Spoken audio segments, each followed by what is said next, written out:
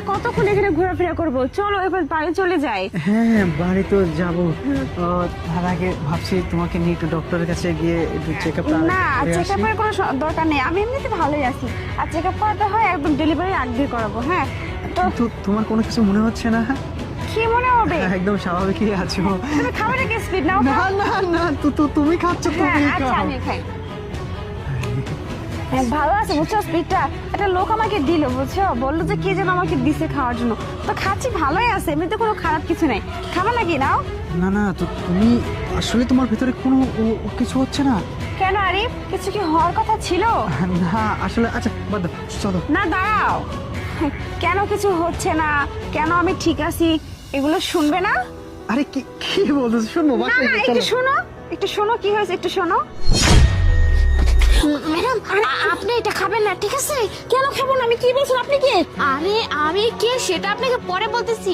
ওখানে আপনার স্বামী আর ওর বন্ধু মিলে এটার মধ্যে বিষ মিশিয়েছে আপনাকে মেরে ফেলার জন্য। আপনি কি বলছেন? আমি আপনার কথা কেন বিশ্বাস করবো? আচ্ছা ঠিক আছে, আমার কথা বিশ্বাস করতে হবে না, আপনি না এই যে আমার এই স্পিডটা খান আর অভিনয় করা শুরু করে দেন।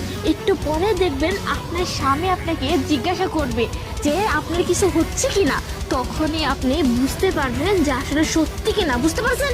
হ্যাঁ আপনি কি বলছেন যা, আমি কিছু বুঝতে পারতেছি না।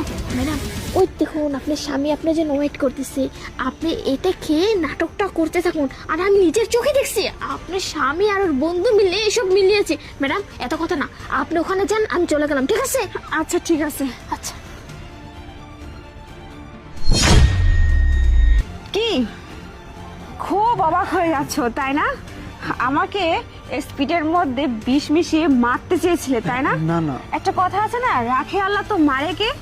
আল্লাহ আমাকে বাঁচিয়ে রাখবে, তোমার সাধ্য আছে আমাকে মারার? আর তোমার আমাকে পছন্দ না, তুমি আমাকে চাও না, তাহলে তুমি আমাকে ভালোভাবে বললে আমি সুন্দরভাবে চলে যেতাম। তুমি কেন আমাকে, আমার বাচ্চাকে মারতে চাইছো? হ্যাঁ তুমি আমাকে মারতে চাইতে সেটা এক হিসাব, কিন্তু তোমার বাচ্চা, আমি তো কোনো দোষ করিনি, তোমার আমার একমাত্র পছন্দ না বিধায় তুমি আমাকে মারবে, এটা কেমন কথা? ভুল হয়ে গেছে, মাফ করে দাও। একদম কোনো কথা বলবে না। বাড়িতে চলো। আমি তোমাকে তো ক্ষমা করবই না, তুমি এটা ভুল না, অপরাধ করছো। আমি তোমাকে পুলিশে দেব, তোমার সাথে তো আমি থাকবো না, আর তোমাকে জেলের ভাত খাইয়ে ছাড়বো। দেখো একজন মানুষকে মেরে ফেলার চেষ্টা করার শাস্তিটা কতটা, বুঝতে পারছো?